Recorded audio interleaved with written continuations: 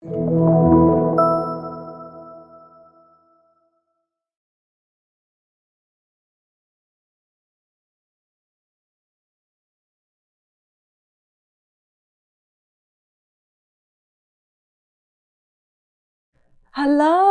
welcome to SoloCon 2022 Day 2. I am so excited you are here. Yesterday, we learned about evolution of Docker, containers, and microservices from Solomon. We also learned about the importance of service mesh and how Istio became the dominant service mesh from Louis. Today, we're going to shift our focus to our customers. I don't know about you. For me, it feels amazing. The everyday brands I'm using, from the car I'm driving to pick up my kids every day, to the credit cards I'm swiping at the grocery store every day, are powered by Solo. Lately, I had the greatest pleasure to speak to a few of our customers. I am so excited to share my learning with you today. Can you describe what challenges you have in your organization? Our journey really began once upon a time just using a very basic open source Istio Envoy configuration in Kubernetes clusters built in EC2 with kops. And for that, to be quite honest, most of the knowledge of Istio at that time and our usage was very limited to simply using Istio as an ingress with virtual services. And that's about where it ended. We weren't utilizing all of the features and functionalities of Istio. We weren't doing anything in depth with Envoy as well. It occupied this space that was fairly opaque, where it was frustrating to both our application development teams because they were trying to do things and interact with it, and they simply were not able to get up to speed on the things that they did. It also had an organizational effort from our part about, the limitation was exactly who could we devote to that task and devote to the building of it. We can't devote half of our team to simply building this out of the open source means available. We are in the process of breaking apart our monolith, which is that classic activity we all participate in. And so as we do that, we want to be able to provide our entire developer organization some of the conveniences that they're used to by operating on a monolith, but we want to expand that to say, look, here we have governance for you, we have aggregation for you, we have the ability to give something at the top that will give some of the conveniences that you've been used to before. We have so many microservices which customers at that point before the adoption would talk to individually. And we want to give that idea of a whole platform. And that's where we already looked at a competitor a few years. What really triggered us is that we made a SaaS platform where customers could subscribe and on demand get their own environment. And we want to have them have that fresh experience, that really unified idea of this is a platform I'm subscribing to, this is the API to which I will talk for any type of action. I'm responsible for DevSecOps practices as well as the infrastructure.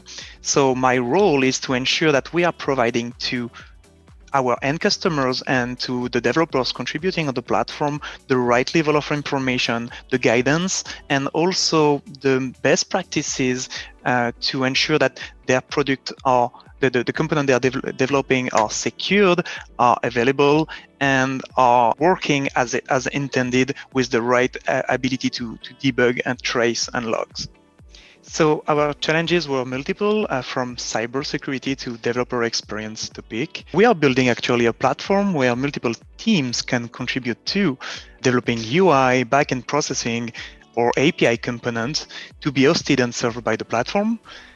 From a cybersecurity point of view, we were looking for a global solution able to address security topics at the platform level without disturbing the developer journey. As we've expanded and as we've grown, there's been a particular focus on security implementations, and also in terms of automation and management of certain aspects of, for instance, a service mesh or service mesh components within our clusters. One of the things that became a very solid requirement for us was to have managed MTLS within our clusters, to be able to encrypt traffic, to also be able to authenticate services, and to be able to have machine-to-machine authorization as well as a requirement for our platform.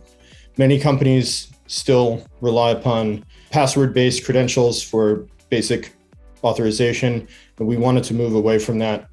And in particular, with a long-term goal of moving toward a zero trust environment to be able to ensure everything from regulatory requirements to also just better secure our own environments as we move forward.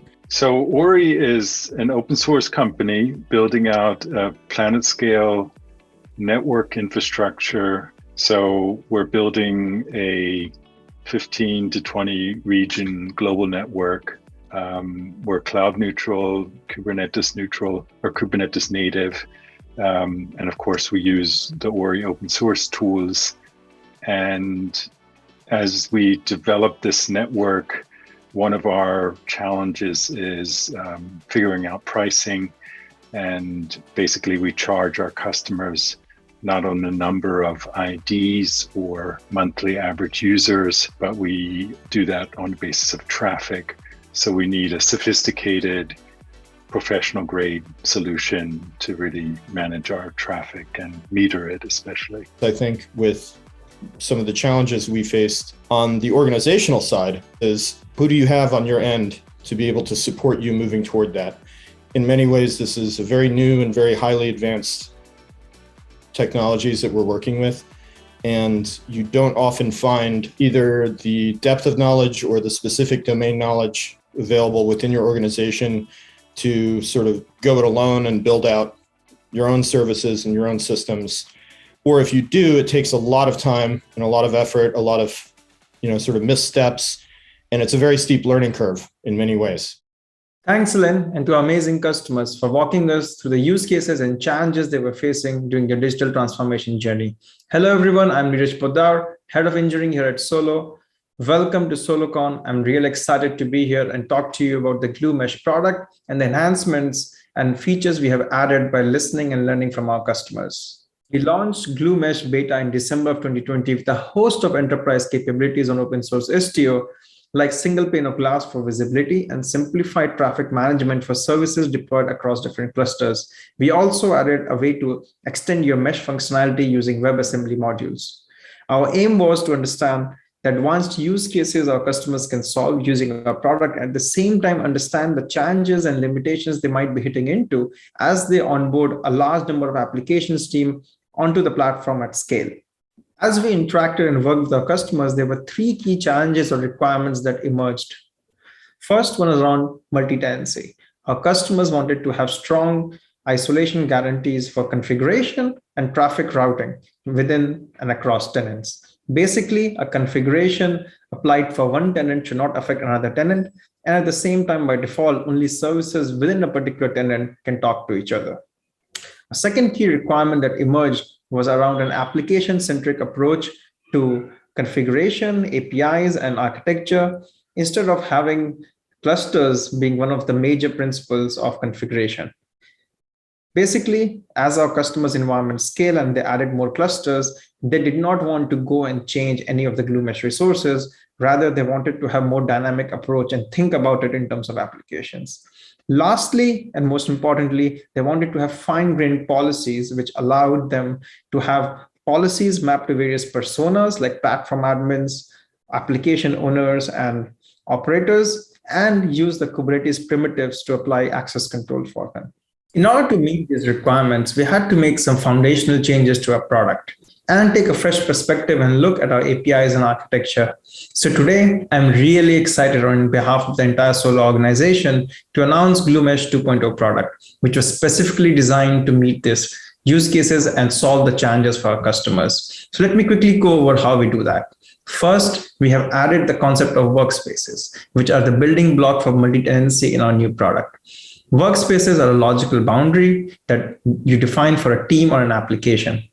It is composed of namespaces across one or multiple clusters. So basically, when you're adding new teams or applications into the mesh, You define a workspace for them, and you can safely onboard them, as now you're getting strong tenancy guarantees for configuration and traffic isolation. At the same time, we have added a lot of flexible label-based selection for workspaces and some other API objects to make sure as you add more clusters or more applications team, you don't have to redefine these glue objects. If you have the right regex matching or the right label selection, the management plane will automatically pick them and make sure you have the right policies defined for you. And lastly, we have broken up a monolithic API object into small fine-grained objects. This was important to make sure our customers can use purpose-built APIs, which specifically do one job and they do it well, and they can use Kubernetes API, authorization APIs to access control them and map it to the personas available in the organization. So I can talk about all the amazing enhancements and features we have added. And I know I can go on for a really long time, but at this time, I would like to ask Scott, who is an architect in our team and one of the brains behind this project, to show us a quick demo of the capabilities in the GlueMesh 2.0 product. So Scott, over to you. Hey everybody, I'm Scott Weiss, architect at Solo, and I want to go through a quick demo of our new UI and API. We're going to check out some cool use cases and features that we handle. So first, you can see in our dashboard a multi-cluster setup. I have 2 clusters here, each with some set of services and gateways running in both. Those clusters are actually partitioned by workspace, which is our primitive for multi-tenancy as well as grouping of applications or application services. And we can see here a book info and a gateway workspace, which both claim a namespace in each cluster. We can get a better view of that through our graph UI, which shows us how traffic is being spread in our cluster. This is traffic that is coming in through the gateway workspace. These ingress gateways are coming in and sending traffic to our product page, which is hard to see. There we go. This is achieved through our gateway API, which I won't take too much time to show because we don't have a lot of time, but we can see we are providing a gateway on this 3210 and 3220, which are 2 different ingress gateways for each cluster. So we can see here that the detail service is down. There's some kind of error going on with it. If we refresh our graph here, we're going to see some traffic is coming into the details service in cluster 2, but it is not coming in cluster 1. We may actually need some time for those metrics to collect. But we can see, we can verify here that our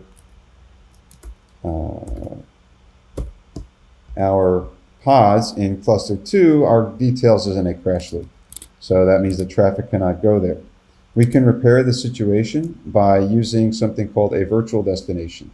Because we know we have a working service in one cluster, we can deploy a virtual destination that selects all those services that are alive and forwards traffic to them, load balances across them from a global host name. So that's all you have to create here, and let's go ahead and create it. Sorry, we're going to run through this script, which has already created our route table and gateway, as you can see here. So it's allowing traffic on both clusters to come in, just a single set of resources.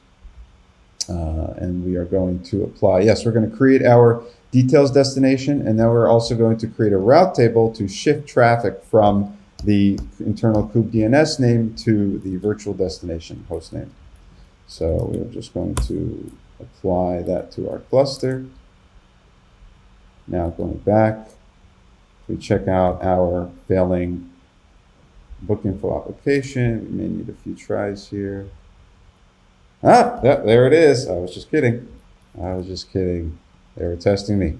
And so now we can see both clusters are able to reach that service, even though this one is actually in the remote cluster. And we can even visualize that on our graph here, where we'll be able to see traffic in cluster 1 being forwarded from product page into the remote detail service. Very cool. So if there is time, I would like to demo one other feature, which is as easy as that. If I show you right now, let's say I have an application outside of any workspace, and here I have one running.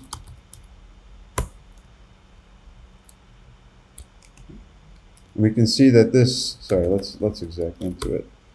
So I'm executing inside of this curl pod in the default namespace. And just to show, I can actually reach the product page info on port 9080. Now, both of these services are in the mesh. See, we're getting the HTTP response here.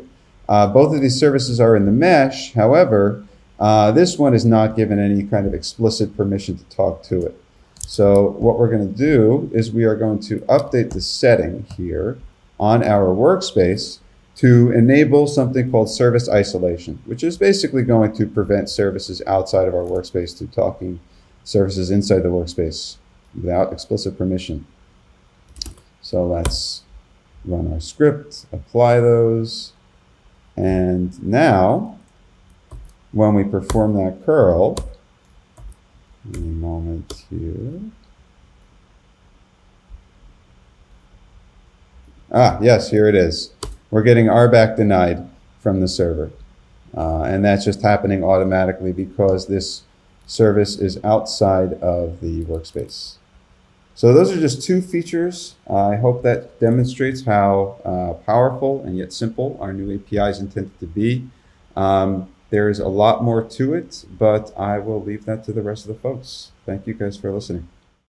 Thank you, Neeraj and Scott. That was a great demo of Workspace's virtual destination with automatically failover and service isolation. Let's give them a round of applause. Now, I'd like to turn our focus back to our customers. Why did you pick Solo? So as we started looking, we wanted to replace our Nginx Ingress controller with a Kubernetes Native Ingress or API gateway solution in order to implement the requirements we have towards rate limiting and controlling all the traffic flow. Of course, Ori, as a software company and an open source organization, considered doing it ourselves and using the open source route due to the team's huge interest in the whole networking and security stack. And we also wrote a number of MVPs with projects such as Ambassador, Traffic, Citrix, and Contour before really choosing Glue Edge as our solution. So our challenges are large, and also the scope of the project is also large, and we looked for a partner that could live up to those challenges. And so one of the challenges that we faced was when we were actually assessing service mesh providers or vendors, we had been in a bad situation in the past where we had relied upon support that simply never materialized. And we were never able to build that solid relationship that we wanted with a vendor to be there with us and help us and see us as not just another customer or another client, but as a partner moving forward to enhance the platform, to have that kind of cross-fertilization of ideas, that kind of interactive development, moving forward, improving our own systems, but also improving the product as well and improving the offering. We began then looking for alternatives, evaluated a few different alternatives. For instance, just in general and industry-wide in the scope, if your needs require something that's very lightweight, something like Linkerd would be fine, Linkerd 2. Something lighter weight that you can just kind of work with in a very simple way without too much complexity, without having to rely on any of the Istio or Envoy primitives and have really access to them. You can do something like that just fine. We looked at some competitors who maybe had their own kind of proxy underneath, just went through the motion of fulfilling all our requirements and came up with Solo as actually the only one truly fulfilling all our requirements, which were not little. To give an idea, we have this whole array of microservices, which are multi-tenants. And we have single tenant information passing through that. There weren't any, that maybe today is different, the landscape, but at that point there weren't any competitors that were able to provide us information of one tenant talking to a multi-tenant component. And with a bit of complex routing, we could actually say, okay, this tenant is performing this action, could do rate limiting, could get information from that. So that was a big part of Solo. If you're tightly integrated with AWS and the AWS environment, what was an alternative that we had attempted to implement, at least in our non-production environments initially, was Amazon's App Mesh. And AWS App Mesh seemed to us like a great choice because it was simple, relatively easy to use, well integrated. The blockers that we faced were really when it came down to some of these interesting edge cases related to external authorization. And again, those requirements for very specific requirements for both on the management plane, which is for App Mesh is just, it's managed within AWS. Some of the specific requirements for either our federated trust model. We were trying to implement Spiffy and Spire with App Mesh. We were hitting some roadblocks there. We also attempted to then really utilize external authorization through Envoy as an Envoy filter. And we found that we weren't getting the exposure that we needed to Envoy in order to be able to implement that. Specifically, there were some issues that we faced with something like forwarding the actual cert details from one listener to another. And we weren't finding that that was working for us. We did an early adoption of an Envoy-based proxy, but noticed that architecturally there were some choices made where I read articles from, I believe, your CTO, and those were great articles, very concise, to the point, saying, okay, we made those architectural decisions, which for me felt like I can understand this, although I'm not an expert of Envoy, and otherwise we would have built it ourselves. We understood the expert level that was put forward in these articles, and that was the first step that put Solo on the list, and Glue in particular. Documentation was very concise, and that's also something we felt with going through our list of requirements, that how quickly do we get to that point of fulfilling that list? As I'm sure everyone is well aware in the industry, there's only so far you can go working with a very large company that's on its own roadmap, that's on its own pace, that you don't have a very strong personal, almost, I would say, relationship with.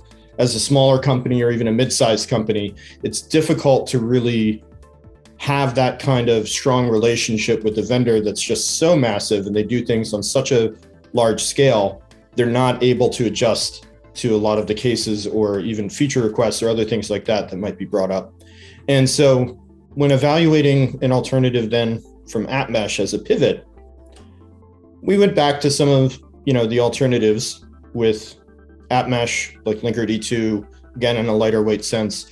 Aspen Mesh was another one that we had looked at. Tetrate Service Bridge was another that we had looked at. And what we found was that with Solo itself and with Glue Mesh, the responsiveness of the support, the focus on building these partnerships with the actual customers and clients, to see it as an interactive relationship rather than simply you pay us money and we give you this thing and maybe we implement the features you need or want, or maybe we don't, and that will change your plans as well.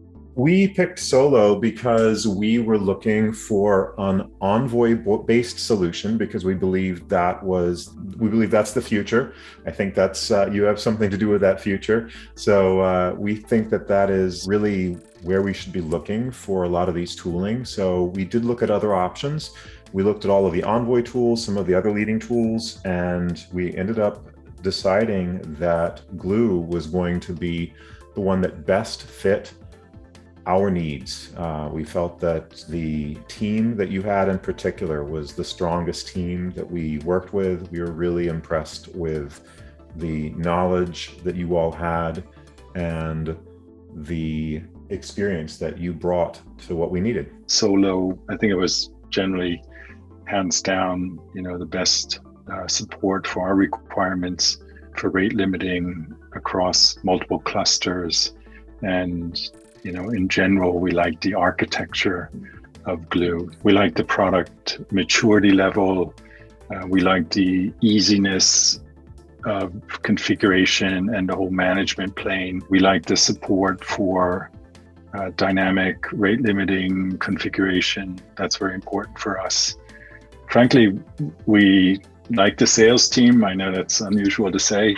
We like the attitude, the customer experience we got in the very beginning was a factor. We were given access to very good quality field engineers. I think that compared to some of the other companies was a major factor, that we had, this direct contact that allowed us to make a complete MVP and do that on our end and with Solo very quickly. With that kind of access to Solo engineers, we were able to develop the prototype very quickly and discuss any topic related to Glue and Envoy. And of course, that was extremely important for us. We didn't have, all the experience we needed, I think, in the beginning. And then, no surprise, pre-sales turned into customer support, and even after signing the contract, we got an improved quality of support. So we choose Solo and especially the Glue Age product for multiple reasons, because it's using the next generation technologies, to be honest, the openness of the platform and the interoperability with existing solution, like for authentication, for logs and tracing, the service mesh integration as well. And the last point is the pricing model of the solution that fit our business model, starting with small infrastructure with the ability to scale. One of the reasons why, after we were assessing a number of different options available, why we went with Solo and Glue Mesh is, in particular, that level of support that was available, that level of domain-specific knowledge and expertise that was available, which other products or offerings or services didn't necessarily provide for us. The biggest reason for us that we adopted Solo is because we set some requirements for ourselves. And with these requirements in mind, we looked at Envoy-based proxies or gateways. I mentioned that also to the people I'm in contact at Solo, that what triggered us is, and why Solo was from the start actually already a step ahead. It's based upon open source components underneath. True, Istio and Envoy are open source components. What value then do you get from going to enterprise support? The way that I approached that problem from that cost perspective was, simply put, if we took the same amount of resources, money, that we would allocate to an enterprise agreement and relationship with Solo and hired engineers, would we be able to achieve the same product with the same complexity, meeting all of our hard requirements, meeting all of that? And as well, would we have access to the same very highly technical domain-specific knowledge from the engineers at Solo? And would we be able to retain them on a permanent basis, almost through a variety of onboarding or on-calls or anything else like that for your entire organization, and be able to keep that pace going without any external support? If you're a large enough organization, absolutely, that makes sense. If you're a mid-sized organization, you may need to just do a little bit of math and say, this is not necessarily an open source versus enterprise question. It's more of a question of the access that it would give you to really domain-specific experts in the field to be able to then advance the product and grow, and the product, knowing that the product will grow with your organization as well, rather than just simply be a product that you grab off the shelf and try to implement. In addition to help our customer to be successful, we also contributed 5,000 plus commits to open source project started at Solo. Together, we had 61,000 downloads of our Glue open source projects. We had 9,400 GitHub stars, including our most recent open source Bumblebee project, which brings Docker-like experience to eBPF. Not only we contribute to Solo-sponsored open source project, we also contribute to Istio, Envoy, and we made over 1,400 contributions to Istio and Envoy. It's important for us to educate our user community. We've delivered numerous workshops to over 8,000 workshop students. How's the experience with Solo so far? The conversations I had with the Solo team, with Edith, with Chris, of course, these are extremely impressive individuals, but also just great cheerleaders for the product and can go very deep into the technology and very impressive and sort of similar to how Ori believes software companies should tick. And so we look forward to building on those relationships. We're still fairly early in the process of onboarding our applications to the service mesh. So far, I found Solo to be very responsive. I really appreciate the ability to have both direct sort of in-sync communications as well as asynchronous communications where we have our own Slack channel on Solo's Slack. We also have access to then the other public channels within that. Being able as well to reach out and have engineers who are familiar with our company, who are familiar with our organization, who we interact with on a frequent basis rather than sort of a revolving door of engineers. That's important. Being able to also work with engineers with specific use cases and scenarios, or even bugs that we will find, or additions and improvements that we might notice. It's going from internal platforming that we've got in Schneider Electric, where we are deploying Solo products to make security, routings, and API availability, to customer digital solutions, kind of project I'm working on actually, and where we are using Solo products, adding more value and without disturbing the developers, ensuring the security and the ability to share our APIs and product with our end customers. Once we made that adoption, it continued. It was not, let's say, the money is in the bank and we didn't hear from you. It was a constant motion, which is still ongoing. And if we ever have a question, we can open up any of these channels and get some feedback, jump on a call. And that was very useful for us. I think we're really happy that we're able to implement our requirements pretty quickly. Ori is up and running as a global network. So we did this more or less on the fly. So it was important for our team. We had no downtime. Support offered by Solo was extremely valuable. And it really allowed us to progress quickly, not only in the development, but also in the whole deployment. And I think in particular, because of the way that our environment is set up, we've hit quite a few interesting edge cases that it's been a unique experience being able to interact with Solo engineers to be able to resolve that, being able to work with us on that. Also, the absolute depth of knowledge and domain-specific knowledge that's available with the engineers at Solo is just incredible. It's been really strong. We are thrilled that we are part of an open source community, both in the Envoy side and on the Glue side. And we have felt that the support we've gotten from the Solo team has been exceptional. Very quick to reply, very expert in what they're accomplishing, and very accommodating and understanding of the challenges that we're facing. We're using Glue Mesh Enterprise. One of the things that we also appreciate with that is Glue Mesh gateways that are part of that, because we didn't need all of the functionality of Glue Edge, but we definitely can use some of the functionality of it. And that functionality from Glue Edge is inherited within Glue Mesh Gateway as part of the Enterprise Glue Mesh service mesh. Our main priorities and our main focus for service mesh itself is to be able to secure our internal network, make sure that we can have appropriate service-to-service authentication and machine-to-machine authorization that's done in a fairly consistent and manageable way. Istio is easy to install for a single cluster, and Glue Mesh is there to help us to have this at scale with multiple clusters. And to be honest, this is exactly what we were looking for. So.